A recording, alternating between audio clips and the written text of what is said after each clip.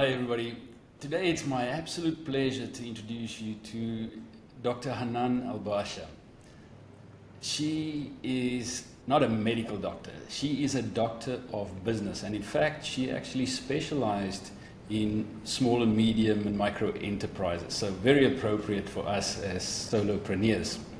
And not only is she an advisor to small and micro enterprises, she is a solopreneur herself. So I don't think we can wish for much better in terms of somebody to help and support and share wisdom with us. So Dr. Hanan, thank you very much for volunteering to be a soloSei legend and share your expertise and experience and wisdom with us. Thank you so much, Willem, for having me. It's an honor. Why don't you start by just telling us your story up to now? How did you end up becoming a solopreneur? Well, let's put it this way: it was not intentional. It flowed and it ebbed with the time. I started my life in corporate, and I think about 12 years in, I had our son, and I decided to step out of corporate to kind of cater to our little miracle. 4 months later, I was sitting with two ex-colleagues of mine, and the conversation came to, let's do something. And that kicked off 4 businesses along the way. I had 2 attempts at businesses before that, straight out of college and stuff, with all the excitement of the youth, but that they never manifested in any way possible. But I say that the 4 businesses were really the kickoff of my business journey. Even though I went into them, as I said, with 12 years of professional experience. I've been working since I was 18 years old, since I was at university. And I had my MBA by then, so I also walked into the businesses with my MBA in marketing. They opened up a whole new avenue for me. It wasn't as easy as academically I studied. There were a lot of attempts. There were other ventures that were supposed to be also happening at the same time that also didn't manifest. But I look at that as my richest learning experience to date. There were a lot of frustrations. There were successes. There were the 6- and 7-figure deals made in that. But at the same time, I think the frustrations were also immense. And that's what got me to also go into my DBA, my Doctorate of Business Administration. And I had realized that most of my life I had worked with small and medium enterprises, other than 2 kind of corporate gigs, but large corporate gigs at least. There was something about them that was amazing in terms of how it starts with someone's vision and then kind of takes life. But I always saw a problem with growth. Growth is not just about signing a client or 10. It's about how do you maintain this. And that's why I decided to go in academically as a nerd, because I love to study. Now I can say that. I couldn't admit that years ago, but I wanted to look about what are the components for sustainable growth, and specifically for small and medium enterprises, because we know one of the main features of small and medium enterprises are the limited resources. And resources, there are pools of resources that are available to every single person of us. We have 5 pools of resources. We have our time, our energy, our knowledge, especially our experiential knowledge or tacit knowledge that we learn from doing something. So the 5 pools of resources are time, energy, money, your experiential knowledge or knowledge you've acquired through experience, and any other tangible or intangible assets that you might have, be that a physical space, the team that you've got, or anything else. That makes sense. So I looked into that, and that's what, literally once I was done, that's what birthed the Business Doctor, which in essence is a boutique consultancy, growth advisory consultancy. But I also like to think of it as a knowledge dissemination platform, specifically focusing on startups and SMEs. And that also because I've got a podcast, Empowered to Grow. I've got the newsletter, the Business Doctor Snippets, that goes out more or less weekly on LinkedIn. So these are elements that came kind of the progression that I was talking about earlier. And then I also had the amazing opportunity to get involved with startups. So I got to start and kind of launch the chapter of Qatar for Founder Institute, which is the world's largest pre-seed accelerator program out of Silicon Valley. I also got the opportunity to be the managing director of the GCC chapter, the Gulf chapter, for about 4 years. I stepped out of that role now, but I remain as a mentor within the Founder Institute network, within a number of networks. I also get to speak and kind of do judging and everything related to startups and SMEs. So, as I said, it wasn't intentional, it was part of the progression. I got to found 2 more businesses along the way, so in total I think 9-time founder now. But the last of my ventures was actually an AI company, and we were building AI agents, so I was co-founder and chief strategy officer for that, which gave me an amazing experience to really dig deep. I use AI on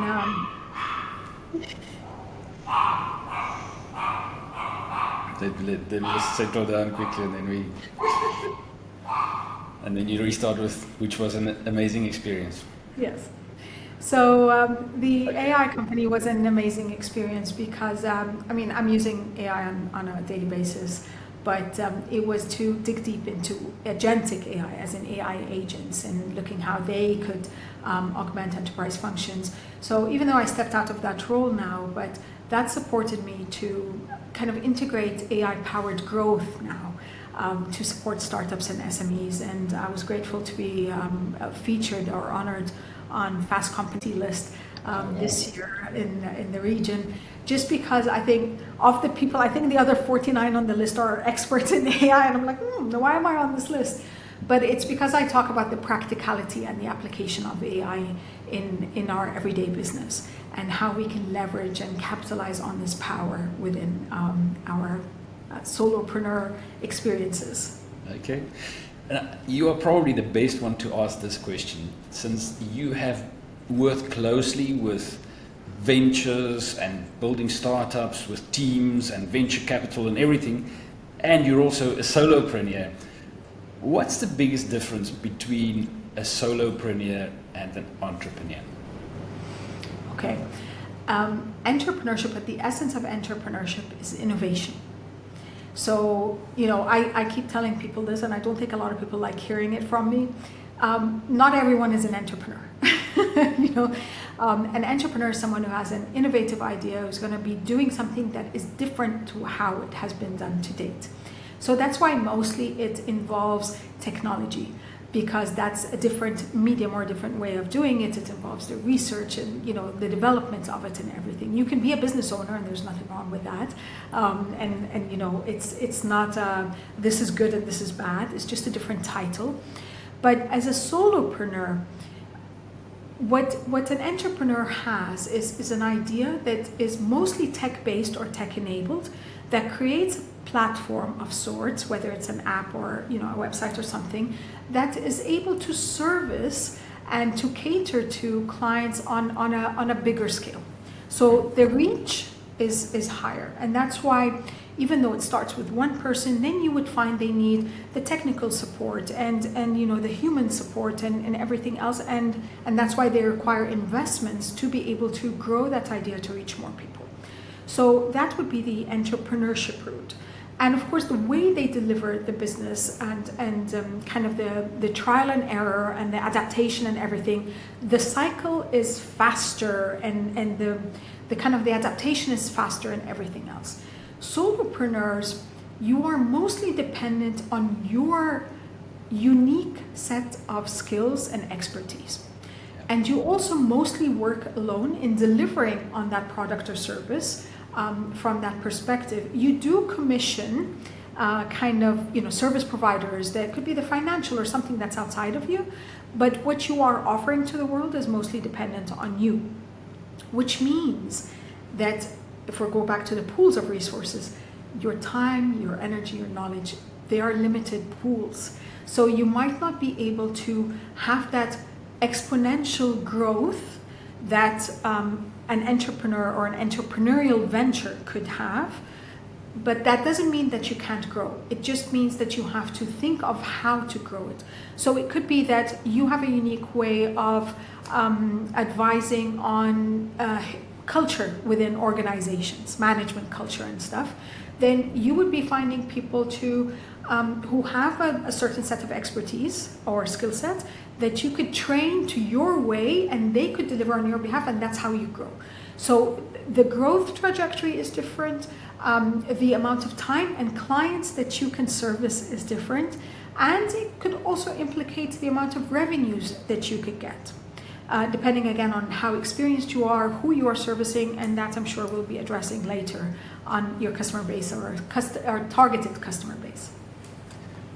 Should solopreneurs kind of strive or have the ambition to become entrepreneurs and scale and start employing people? And Of course, why not? What is very, very important, and I talk about this a lot, is you have to know, what do you want? I found that I kind of dubbed something that I refer to as subjective success. Mm-hmm. Subjective success is defining for yourself, what does success mean to you? Now, success has been communicated to us or embedded on us by society. You know, there's a certain title. If you're in the career, that's a progression. You get to the VP and the president and all of this. If you're a business, that you get to the unicorn status, that the entrepreneurial thing. Socially, you know, they're married with kids, money, and then you have the home, the car, So success has kind of been dictated to us. And that's how people see you. That's how you're measured. That's how you measure yourself. Your yardsticks are different. After completing my doctoral degree and you know, businesses and a corporate career and I'm married and we have our son, and you know, I realized I'm not that happy.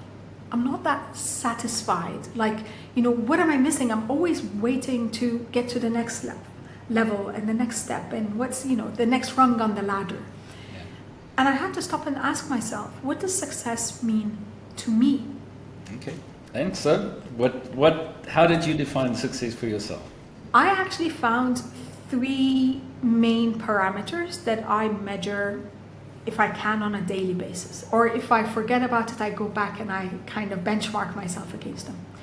Number 1, that for the first time in my life, and this was at the age of 70, so this is 7 years ago, at the age of 40, I'm not 70 yet, 47. And that's when I completed my degree, so that was the age of 40, maybe it was a good round number then. That for the first time in my life, I'm actually prioritizing me in my life. I'm prioritizing my wellness, my happiness, my mind, and my mindset. And that for me was something, it was a new experience. Not out of selfishness, but realizing that when I'm taking care of me, and that's why I always talk about the person behind the business, I can take care of everyone else, and I can show up as a better person, as a better wife, mom, friend, business partner, whatever it is. Number 2 was that I was consciously and deliberately nurturing a loving and understanding relationship with my husband and our son on a daily basis. I don't take them for granted. And I think that's something, you know, that sometimes we forget. We take the people we love for granted in our lives, and it's just, they will support us no matter what. But every relationship in life has to be reciprocal. And that for me became very important, that I also bring my attention to it. And number 3 was that I have acquired a wealth of knowledge and experience that I have the privilege of being able to share it with others. So I can add value to other people's lives. And that is a huge privilege that I do not take lightly. Whether, you know, I'm showing up in person or even virtually or anything else, and this opportunity included, it is a privilege. There are a lot of people that do not have those kind of opportunities, and I'm not saying it was just given to me. As you know, maybe we will speak about, is creating these opportunities for yourself, putting in the work to create these opportunities for yourself.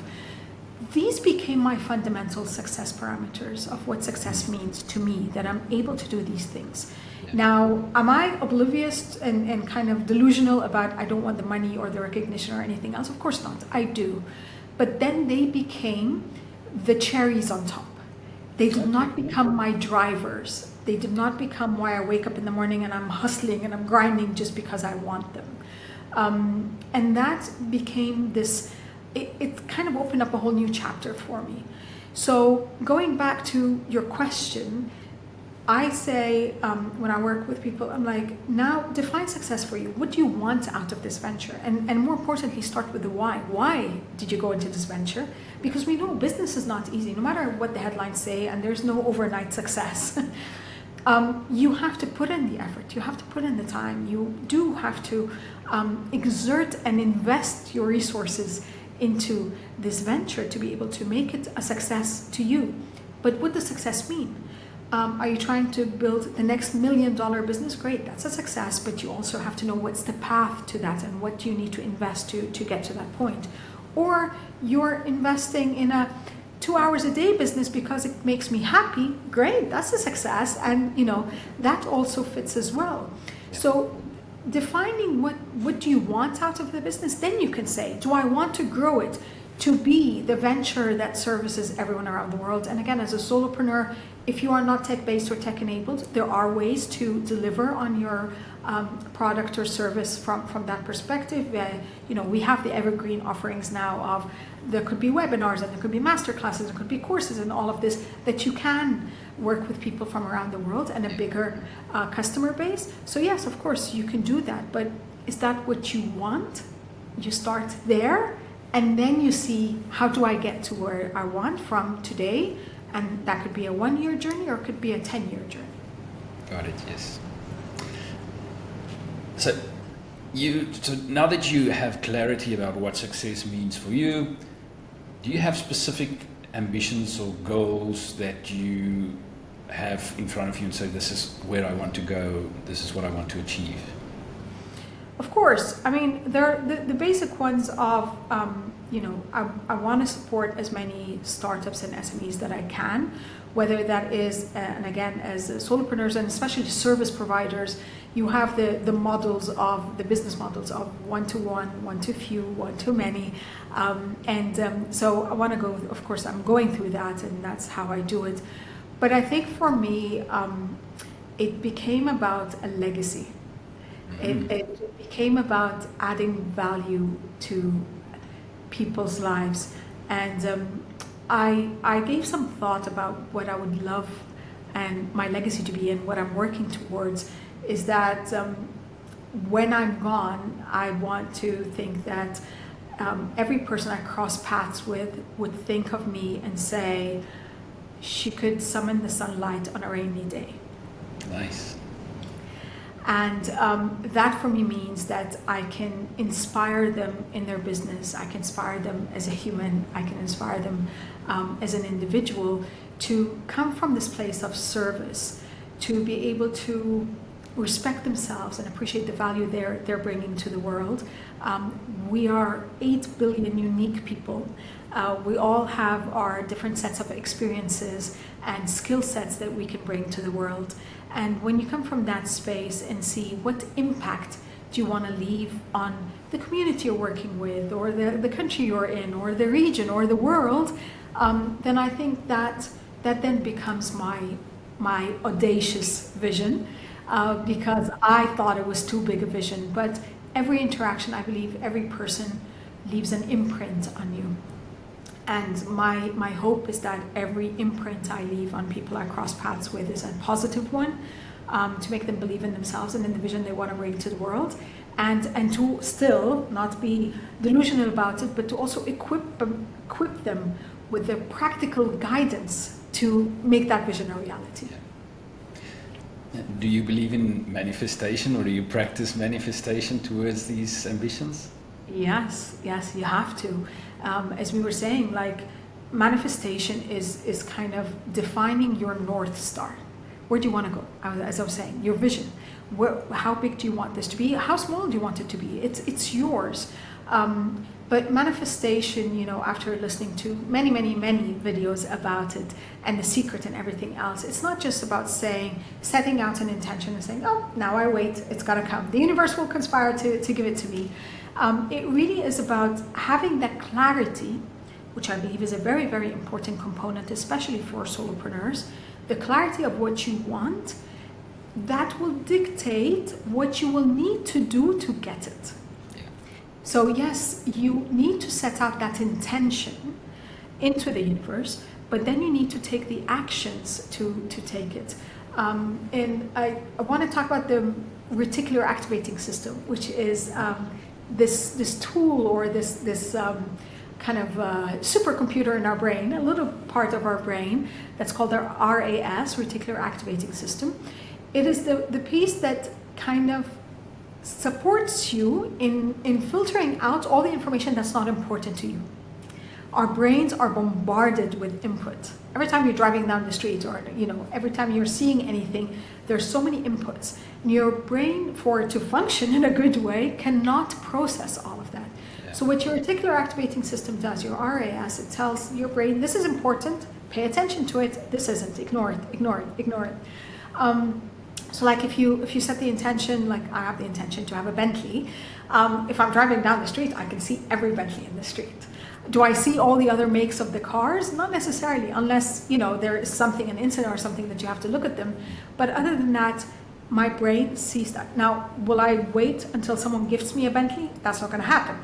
I'll need to put in the work and get the finances to be able to afford that Bentley. But that's everything related to the manifestation. Whatever the goal you are doing, now your brain is going to tell you, your RAS is going to tell you, this is an opportunity towards what's important to you. Go to this event, talk to this person, see this. Oh, hang on a second. You didn't see this before. That's something that's important. And this is how we should be utilizing manifestation and the power of the universe to bring us what we want. But we have to be clear about it, because it's like getting in the car and just driving. If you have no destination, then you're not arriving actually. And your arrival points could shift. It could shift with every phase in your life and with every place. So it's kind of a milestone. Think of the next milestone. It might not be 10 years away. It might be 6 months away. That's a milestone, and then that's another one. What has been your biggest win or achievement in your career to date, and what do you think contributed to you getting there? If you had asked me this question a few years ago, I'm sure I would have had many different answers, like signing this 7-figure deal, or and doing that single-handedly, and all of this. That has shifted for me.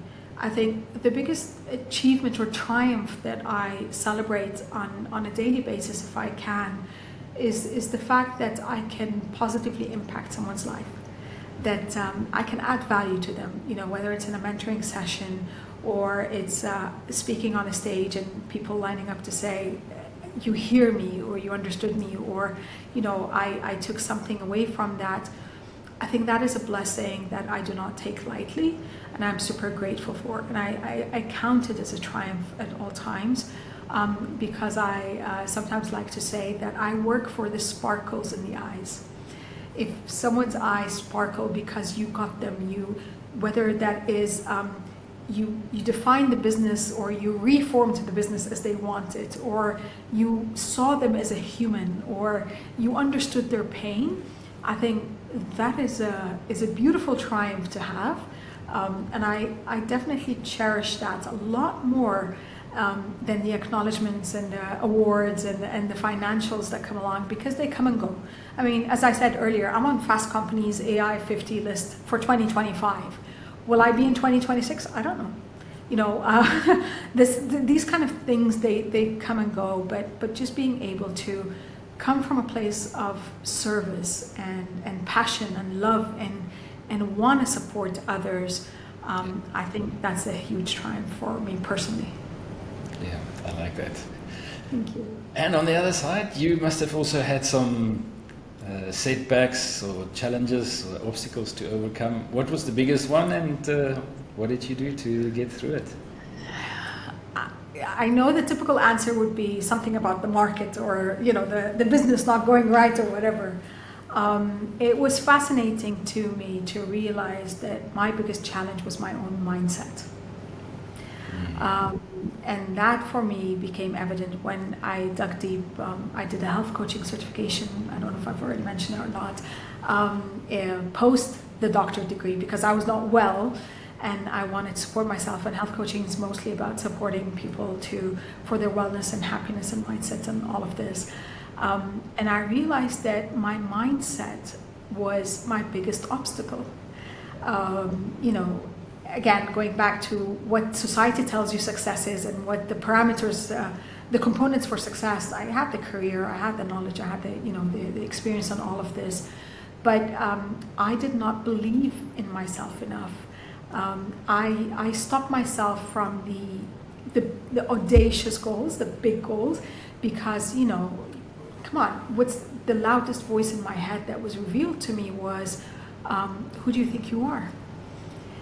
You know, as a woman, again, as women entrepreneurs or women solopreneurs, we also have an extra set of challenges that we have to go through. As a woman in the region, as everything. I always saw a lot of obstacles, and the point is, you don't see it until you see it. I had not realized that these obstacles were embedded into me by culture, by society, by my upbringing and all of this, that they became blocks that every time I wanted to do something big, I stopped myself. I found excuses. I blocked me. I postponed it. I procrastinated, you know, those kind of things. And this became the realization of my biggest challenge. And going through a lot of healing and therapy and different modalities, I'm not saying you overcome it overnight. It has been years. I'm a lot better at recognizing when it does come up now, and to trying to reframe it and shift it for myself. And I've seen that with a lot of other business owners and entrepreneurs and solopreneurs. And that's why I address the person behind the business, because sometimes it's not about what we're creating. It's not about the offering that we're putting out in the world. It's about, do we believe in ourselves enough that we can deliver it to the world? Absolutely, I like that, yes. Yeah. So yeah, that is my biggest challenge, and it's an ongoing one. And I love that as a business coach and mentor, you bring both sides. You bring the technical business expertise, and you also look at the whole being of an entrepreneur and how they can and should succeed, and how they should heal themselves in order to really achieve their maximum potential. Because, Willem, honestly, I mean, as I said, I've gone through school. I've gone through business school. I've gone through the masters and the doctorate and everything. No one talks about that. You know, yes, we study, and I've done the business. So yes, you look at the business plan, and you look at the financials, and you look at the supply chain, and you look at everything. You can put all the components of a business together.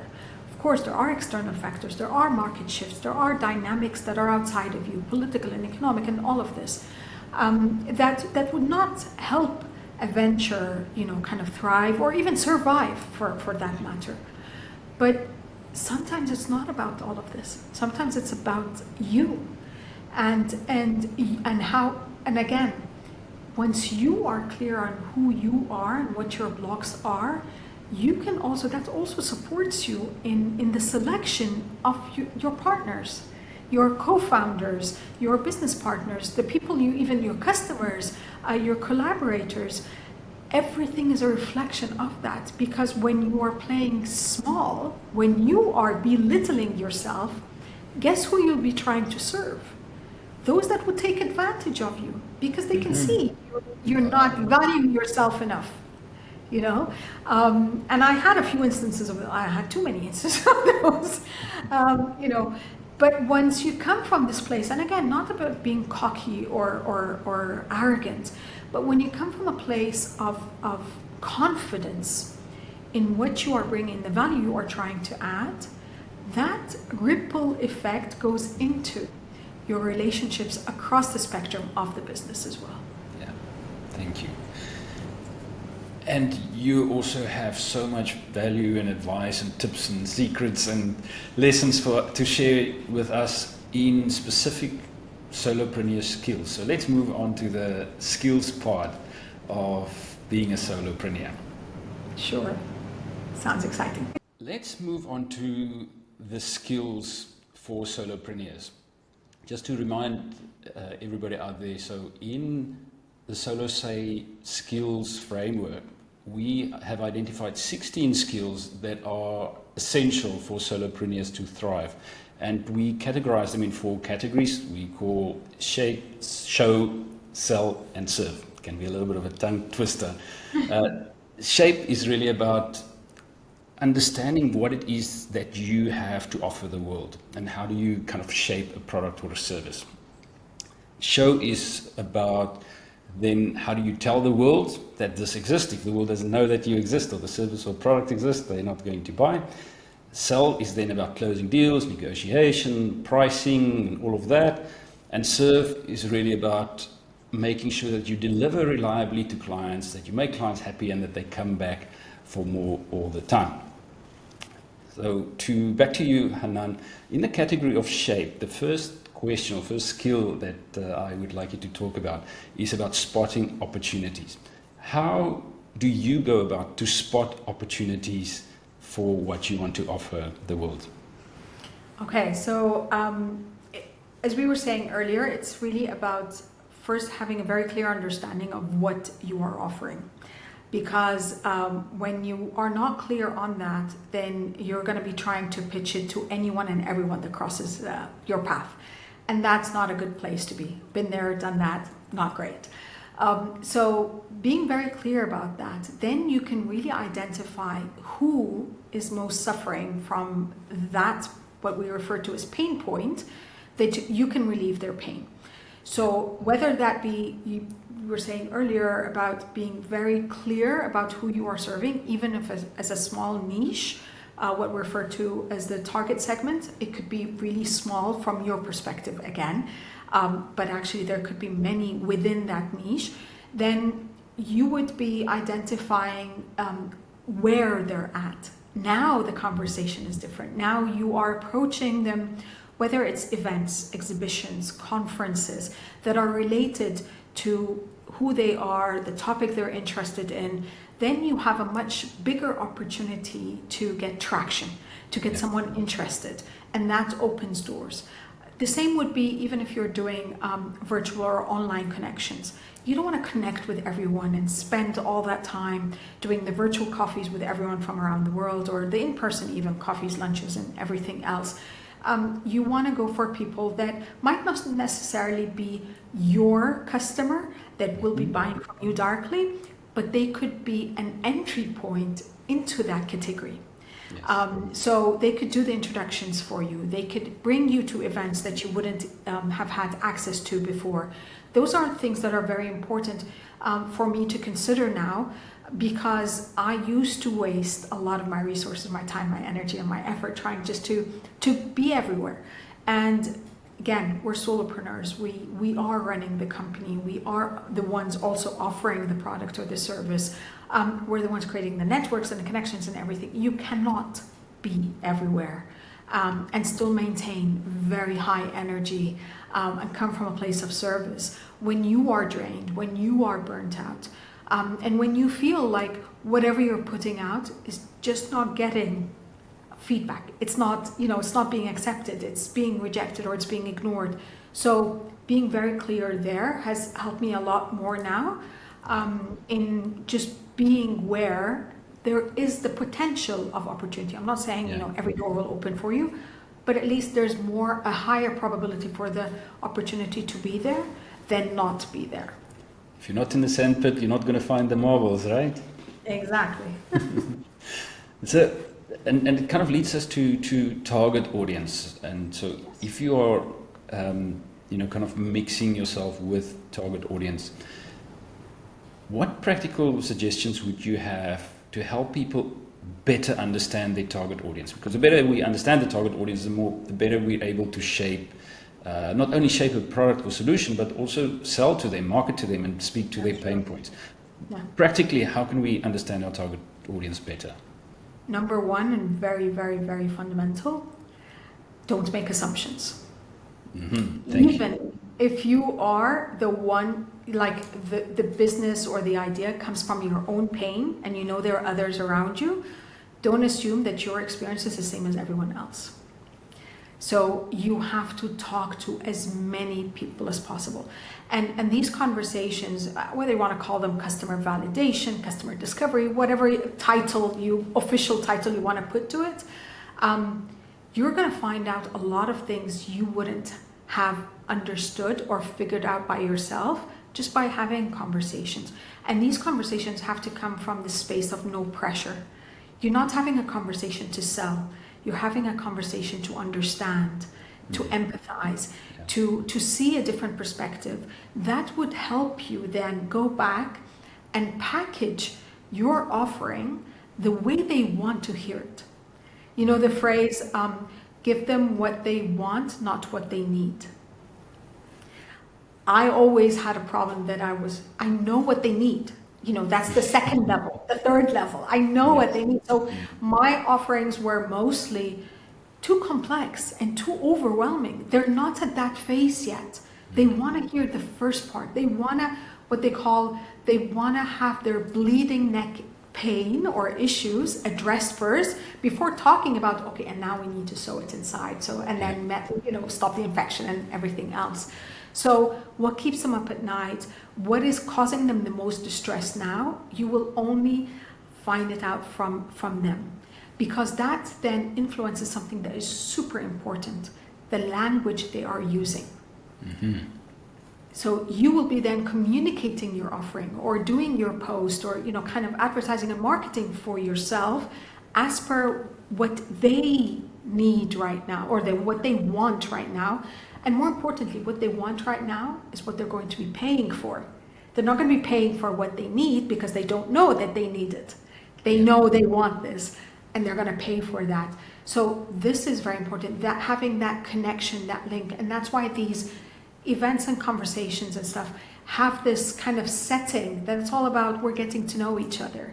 And that is an opportunity. It's kind of a window for you into what is required from a business perspective that you can go back and translate into an offering that then can be sold and bought by them. Yes. So if we take this further, now you're trying to translate what you're doing into an offering. Part of what we need to do is we need to express that offer in the shape of value. Yes. Again, what would you recommend? How do we go about almost translating my product or service into value on the ear of my client? The value, what is something that's very important for you to understand is people are paying for something. If your value is vague, if their return on their investment, well, they're not just investing money, but they're also investing their time and their energy with you, receiving that service. If it's vague or if it's too big that they cannot kind of materialize it, they can't put their fingers on it, then that in itself makes it very difficult for them to make the decision to buy. Yeah. Yes, but there's some exceptions. Say, for example, you're looking for a therapist. You know that going to a therapist or psychiatrist, okay, psychiatrist is a bit different. A therapist is someone that you will be addressing childhood trauma with, long things. You know that one session, you know up front, one session does not give you healing. Yeah. You know that this has to be done over a number of sessions and some time. So the therapist value is understood. You will feel a little better every time. But say, for example, you do have a mental health disorder and you're going to a psychiatrist, and that's a doctor who can prescribe medication, then you know that the value is not just, they will of course address everything that the therapist is addressing and talk about all the issues, but there will be prescribed medications at the end. And the medications will support you in the altering behavior and everything else that's being addressed. So the value there is a bit different. You were talking earlier about a fitness coach. You know that having one session does not give you the muscles. So now, as a fitness coach, I am selling, say, for example, an 8-session package, but I need to give them something that I can kind of what we call the brand promise, that is tangible And that can be applied to everyone. I cannot promise a 30-minute and you lose 5 kilos or you gained 5% of muscle. That's unrealistic. Yeah. That just means I'm a fraud. You know, so say for example, what I promised people that we will do, I think the first package, one of my first packages was 5 sessions, and you get what I refer to as a preliminary business plan for your business. Yeah. And I made very clear in the communication between us to say, what does that mean? So this includes your vision, your mission, your preliminary financials, and everything. So this is what you're getting for this much over this time period. So your offer always has to have, what is it? What are you getting out of it? How much is it costing? And the scope, like how much time is it going to be taking? So you are not, again, going back to over-promising and under-delivering, that at the end of the day, they said, yes, I worked with Willem, he promised me this, and this is what I got for that. Now, would everyone you work with believe that that's the value? Say, for example, you give them a business plan for $1,000, they believe $1,000 is great? No, they're going to always negotiate. They're going to try to get it for less.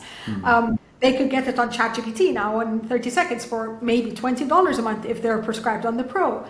But this is where, as I was saying earlier, you, as a solopreneur, bring in your secret sauce, or that ingredient, what we could refer to as your competitive advantage or your unique selling proposition that would make your offer different from the one next door.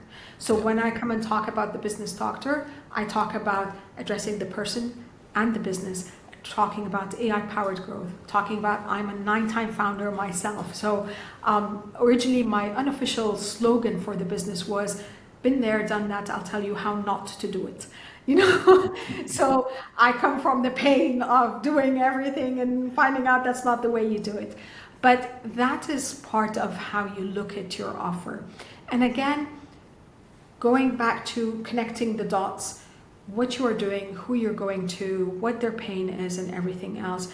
You can't go to someone who, for example, you want to address someone with very limited resources who's still starting and everything, and package your deal at, or your offer at $100,000, and you will promise them the world. They don't have the $100,000 now to offer you, you know. Yes. But you can go to, I don't know, one of the very successful businessmen within your community, and you can see from abroad, of course, you've done all your homework, you've done all the studying, you've observed everything that you can about their businesses, and you can see whether it's a business opportunity or a fix for their business or something, an integration, and you can tell them, I'll offer you this for $100,000, and you have a shot. You know, your niche, again, could be very small, but the value of the niche could bring you very high revenues. Exactly. Okay, so let's move on to show or marketing for that matter. Yes. Probably one of the biggest things for solopreneurs, or for most categories of solopreneurs, is that we need to somehow build a presence. We need to build a community, whether that's online, LinkedIn, or Instagram, or whatever. You need to build a presence. What would you suggest is a good way to, if I'm like a new solopreneur, I've now shaped what I want to offer the world, and now I need to start building a presence. What would you say is like the big hitting first things to do that will give me a good start and a good traction? Again, another learned experience there. I'm sharing my learning experiences. Don't try to be everywhere. Don't try to be on every platform. You know, I have a presence. I'm not saying I'm active on them now, but it was Facebook and Instagram and YouTube and LinkedIn and TikTok after that and everything else. Again, going back to where are your potential customers? Where's your target market? Where they're most active? And what are you offering? Like there are sometimes elements of what the offer is that just be on LinkedIn. You don't need to be anywhere else. Or if you're a personal trainer, then most probably TikTok or Instagram are your best shots. Why? Because they allow you the video to be able to show some of the moves, show that you're proficient and everything else, talk about the lessons learned and everything. So choose one to maximum 3, but I would say 1 to 2 platforms that are the most fitting and the most viable for your target segment, and start there. Now, what do you do on this platform? It's not just about showing up every day. And I know there are a zillion movies, videos that are telling you need to post 7 times a day, and these are their best times, and 7 days a week, and this is how I got my first 100,000 followers and all of this. It's not about the number of followers. On TikTok, I was there and I got 1,000 followers, but 99.9% of them were not relevant to me. Yeah. That there were actually people that irritated me. I actually wanted to close the account because I'm like, oh no, I don't want to be here. It's gonna take time for you to build that presence, but you build it by, again, using the language that your target audience wants to hear and could relate to. Adding value to them. It's not just about sell, or it's not just about opening up a live and just sitting there and doing your makeup and talking about stuff. I mean, there are people who do that and they have great following there. It's not my style, because the fundamental of marketing is about communicating what you are doing to the people that you are servicing. So you have a brand to think about. You have communication to think about. You have tools, as in colors and language and fonts, and even kind of backgrounds that you have to think about, because everything represents your brand. You want the association of your target customers with your brand to be a positive one and to be relatable to them. You cannot be doing something that is completely funky and you're going on TikTok every day and dancing and then say, I do business plans for corporates. Yeah. No, well, first of all, corporates are not going to be on TikTok.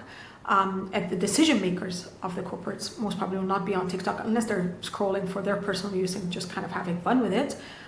They're not going to be buying there. They're going to be buying on LinkedIn. They want to hear about your expertise in your what we call the subject matter expertise that you're bringing across to be able to make that decision. So yes, select the platform that works for you. Be conscious of what you are sharing in terms of what's the message, what's the value, is it in alignment? You can't be saying today you're doing something for everyone and it's very cheap, and then tomorrow you're selling $100,000 deals, because again, that's not in connection.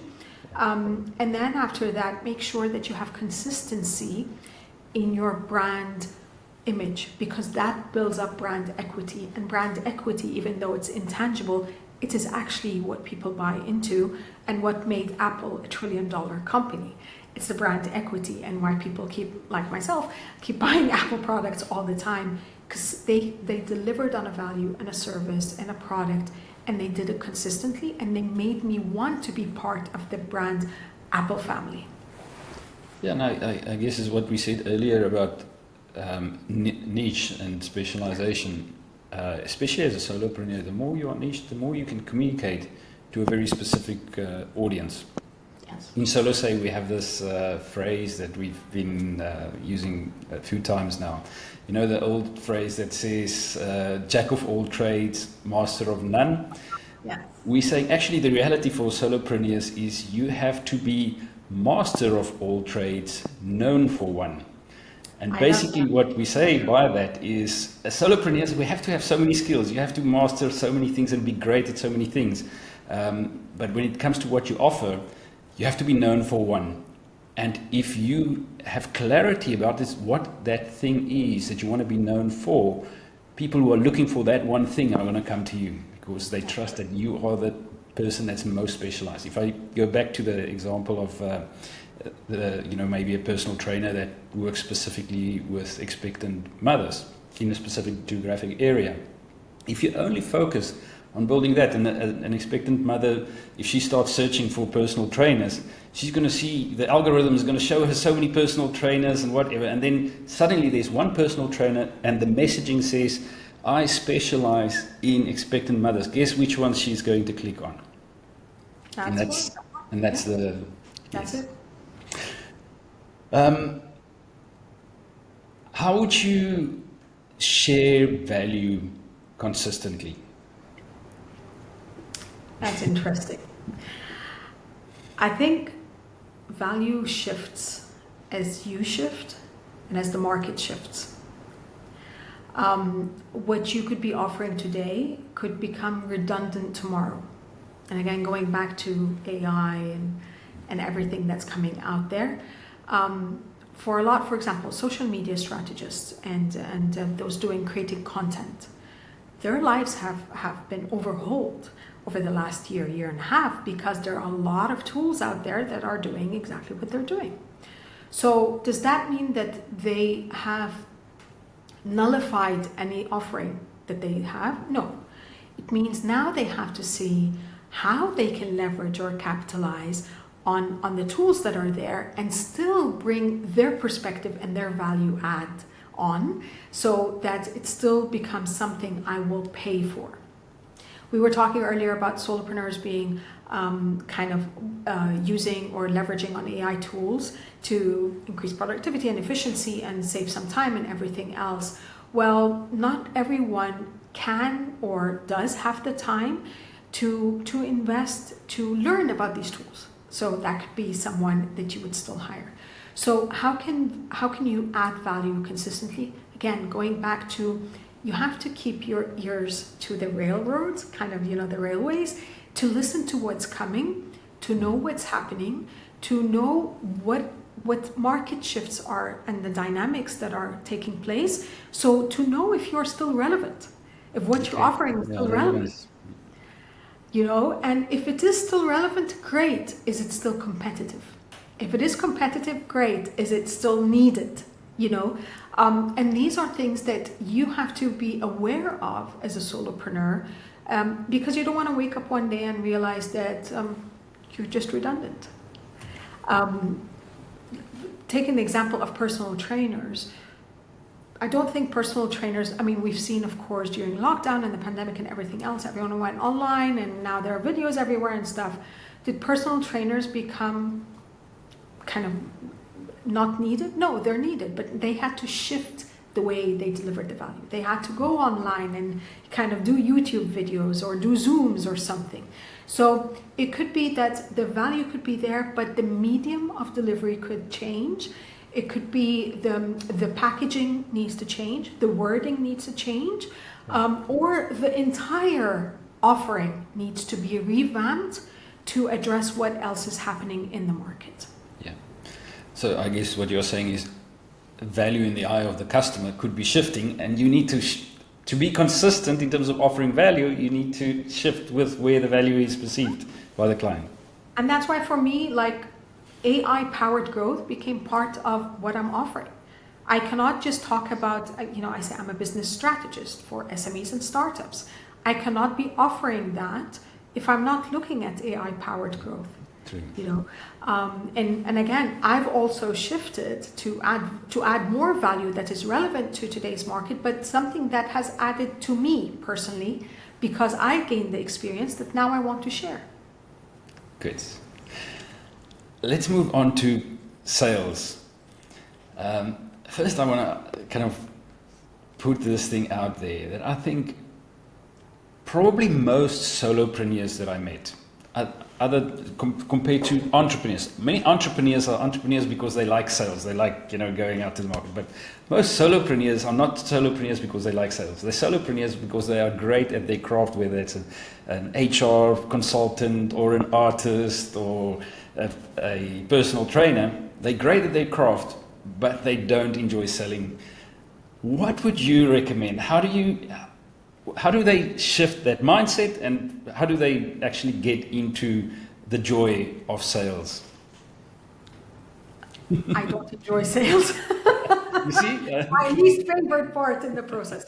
I'll tell you why. Again, going back to what we were discussing earlier about your worth, your belief in yourself, and everything else. As a solopreneur, you are putting yourself out there saying, I'm great at this and I can support you with it. Now, when you get a no and a ghosting and an ignoring and everything else, it gets to you. So by default, sales does not become as you were saying, I'm great at what I do, but I just can't communicate it enough. Parts of it could be that you're over communicating, or you're overcomplicating what you're offering and stuff. And the disconnect, as we were talking earlier, between what they want and what they need. So you need to address that. You also need to have the tools to support you. So you need to have the scheduling, just easier. I've lost a few clients at the beginning just because trying to coordinate the time to talk, and then they just lost interest. Now I have a scheduling, whether Calendly or whatever platform you have.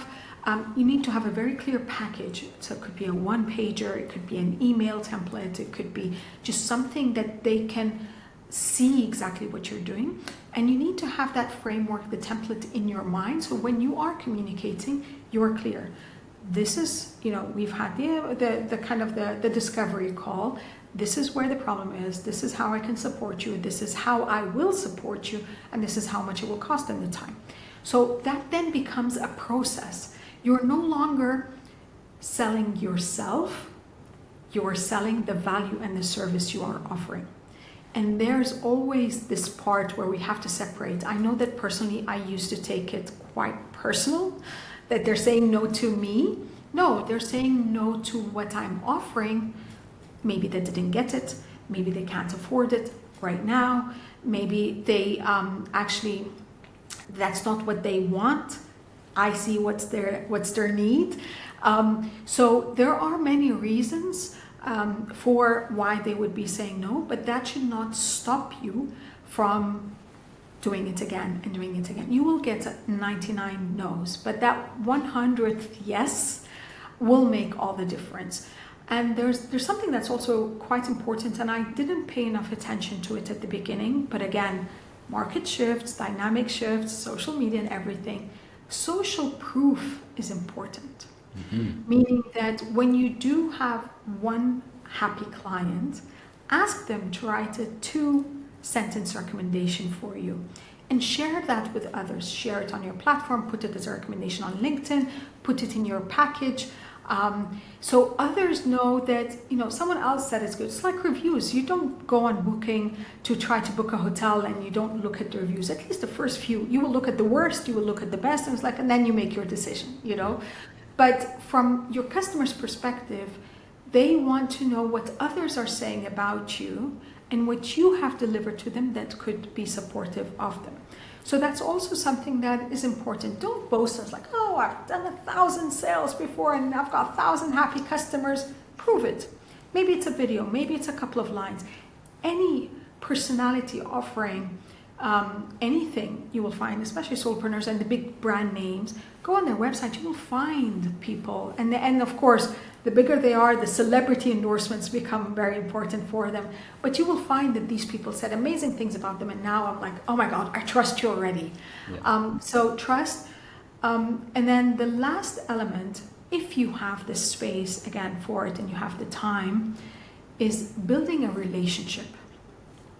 When you build a relationship, as I was saying earlier, get on those calls with no intention, with no sales pitch, then you have trust and you have a relationship. And that in itself makes the sales process a bit easier.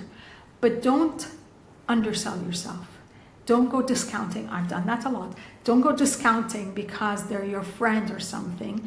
You don't go into a friend's shop and take something and say, oh, thank you so much, and you walk out. You pay for it.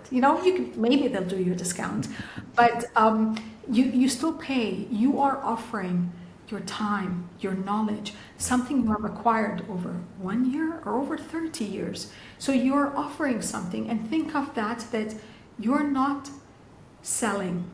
You're adding value. So it's a reframe, again, going back to mindset, it's a reframe of what you are offering to people. You are offering them value to relieve their pain for this time and this amount of return, financial return for you. Yeah. Great. Okay, we move on to serve or customer service or making clients happy. Yes. So let's say either I run a project that's quite complicated with a lot of tasks, or I'm doing I want multiple projects, I have multiple clients at the same time, and things are getting a little bit stressful and out of hand. Give me some practical steps for starting to build some sanity into the chaos of dealing with a lot of balls in the air. Okay. Number one is the fundamental before you find yourself in this situation is to make sure, what I was talking about earlier is documenting the expectations of the delivery of the project. So if a client expects something within a certain time frame, you have to phase it out, okay? And making sure that they know that, for example, all they're getting is a 3-page report or a 4-page report. Yeah. If they come back and say, I expected 10 pages, going back, this is the document, and the document doesn't have to be really a legal document. Of course, you can draw something up right now. There are a lot of tools, again, that does that. It could be just an email, but a documentation that says, this is what we communicated. So managing the expectations first and the delivery is very important. Number two, now I am working at this. I always look at the prioritization. You know, again, I'm committed to timelines. So if this ends in 2 weeks and this ends in 4 and this has 3 days for delivery, it's always I'll take the 3 days, then the 2 weeks, then the 4 weeks. And I block time accordingly. And when it comes to blocking time, it's not really about time management. I think about it as energy and flow management. As a human, we have lives. We have personal lives. As a solopreneur, most probably your personal and your business life are all intertwined in everything else. But I like to think of my day and my week as blocks. So, for example, I drop my son off at school at 7:30 in the morning. After that, I go for my Pilates, so that's from 8 to 9. So from 7:30 or from 7 a.m. till 10 a.m., that's personal time, that's family, and that's from 10 to 3 p.m. Now, that is my focus time. Mm-hmm. This could then be delivered into, it could be 1 hour of content creation or whatever. It could be 2 hours working on client stuff. It could be that. And then there is family time. I have a block from 3 to 6 p.m. And then from 6 to 9 p.m., for example, this is my evening time, especially that I deal with a lot of time zones. Yeah. Does that mean that this, and Saturday is an off day for me, so I don't try to plan anything. Does that mean that this block is fixed, the schedule is fixed every single day? No. Tomorrow, for example, I have an event. So I know that there's a whole day there. The day after, my son has something in school or he has a basketball game. So I know that there's a block. So yes, have the blocks, but be flexible with life because, you know, we have synergy. I don't like to think of work-life balance. I really dubbed it as work-life synergy. There will be ups and downs. You will have times where you need to take care of you. There will be times where your family needs your attention. There will be times, as you were asking in the question, now is a crunch time to get some projects sorted out. So yes, I'm going to skip, maybe, potentially not, the workout. Or maybe my son could Uber back from, you know, basketball and I need this time to work a little longer. Maybe in the evening I will work a little longer. So then I'm allowing myself this space, but then I go back into rhythm and into sync to get back my synergy as the day goes by. There will be weeks, for example, that could be out of synergy just because you are under the pressure, but just being stressed and thinking that's all I'm doing, I'm working 12 hours a day, we know we cannot be productive for 12 hours a day. Yes, we spent that time in corporate life, we spent it in the office, but we know everyone in the office is not productive 12 hours a day. So I prefer to look at those times and see where I'm productive and also appreciate something. You also have to check your own rhythm, your circadian rhythms. When is your best productivity time? Is it in the morning or is it in the evening or in the afternoon? Do you feel most creative, for example, in the morning? So that could be the block for social media and content creation and all of this. But I strategize best in the evening. So that could be my strategy time or my work on client strategy time. So these are also things that you also have to look at when you're looking at synergizing your schedule and being able to deliver for clients as well. One of the very common things that happen for solopreneurs, in fact, I use contractors from Fiverr or Upwork quite a lot. And one of the things that frustrates me all the time, and probably the biggest reason why I won't repeat business with a specific solopreneur, is when they don't communicate well. They can be great at what they do. They are technically, maybe a graphic designer that creates beautiful stuff and everything, but they're just not great at proactively communicating with me their process, when they're going to deliver what, if they're going to be late, proactively letting me know, and so on. And that really frustrates me, and I just won't work with that contractor again. Give us some practical stuff for being more proactive and communicating with clients. You integrate communication again into your original template. Like, for example, you could be creating, as you said, graphics or a brand identity for a new client. Now, do you need, you would schedule the communication, for example, there's their kickoff meeting. So you've done the discovery, everything, there's a kickoff meeting. But then you might not need any input from them. You need 2 weeks just to focus. So you communicate that upfront to the client that after this, 2 weeks will be spent on creating the preliminary brand identity kit. And then we will have another meeting where I can show things to you and do this. And then I will take, for example, 3 days or 1 week to be able to do the amendments, and then we will communicate. So when you milestone the communication in, you're managing their expectations and yours, and you're also managing your distraction. Because if the client is expecting you, especially on Fiverr and Upwork and stuff, they have a messaging option. So if they're messaging you every 5 minutes because they got a new idea and they want you to integrate it in everything, you're not going to be able to deliver within the time frame. And you're going to be spending a lot more time and effort on this project than what you have quoted for. So you want to not just preserve your kind of integrity to be able to deliver on the work you've said, you're also managing the client's expectations so they don't get mad at you. I sent you a message 3 days ago and you didn't respond. Say, yeah, I told you I'm not going to be responsive then.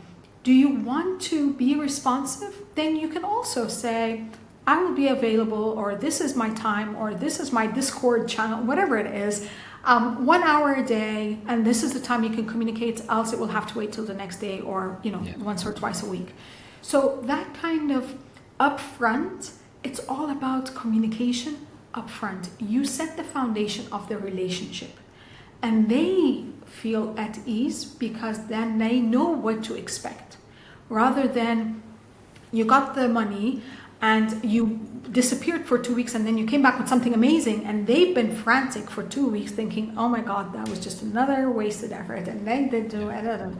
And as you said, client and customer retention is very important for solopreneurs, because then you guarantee it's not just maybe they won't do business with you again, but when you retain the relationship with them, you get recommendations. They become your brand ambassadors. You get other business through them. But if they had a very stressful experience with you, and you have to sell yourself again, and you have to pitch again, and you have to keep doing this every single time, you're not going to be getting a lot of return on your investment of time and energy. Yeah. And that process takes away from your creativity and from your place to serve. Okay. All right, so do you have a story, an anecdote, or something funny that happened with you in your solopreneur career so far? Oh my God, I'm writing a book about that. So many. You know what, I think I laugh now at how I wanted to conquer the world at the beginning, and how, talking about my biggest challenge was my own mindset, because sometimes I'm like, seriously, I used to do that? I would go all in, or, I actually, one of my first clients, I started the business strategy for her, and I didn't even tell her how much it's going to cost. So she said, I want you to do this. I'm like, yeah, sure. And I started doing it. Yes. I remember presenting kind of the preliminary version, and she's like, oh yeah, And she was discussing all the comments, and then she's like, oh, by the way, how much is this? And I told her, and then she looked at me, she's like, yeah, no, that's too much. I'm only paying 50%. I'm like, Wow. what the hell just happened, you know? And I had to accept it because, again, it was on me. I did not communicate my offer. I didn't have the templates. I didn't, it was just like, oh my God, I'm so happy I got a client I didn't even ask for, that I set myself up to fail. And funny enough, the 50% that she was supposed to pay, she paid it over 3 months because she decided the payment terms as well, Exactly, yeah. which was ridiculous because by the time the money came in, it was like, seriously, it's gone. Yeah. Those are the kind of things that I think now I laugh at, but of course they caused me a lot of distress. They caused me a lot of self-doubt. It's like, what am I doing wrong? Come on, I'm good at what I do. Or I had another potential client, so we met for a kind of discovery meeting. She loves everything I'm doing. She wants me, and then I learned. So I gave her an offer and stuff. She's like, "Oh, I can't afford it."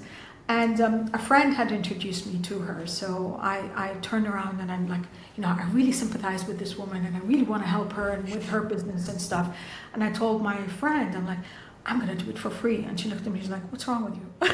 I'm like, "What do you mean?"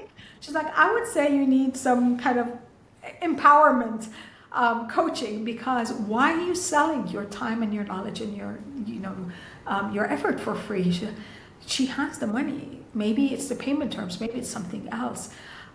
These are the kind of things that I laugh at now because I'm like, how could I not see it? And again, you don't see it until you see it. But those are the kind of things that I think a lot of people fall victim to.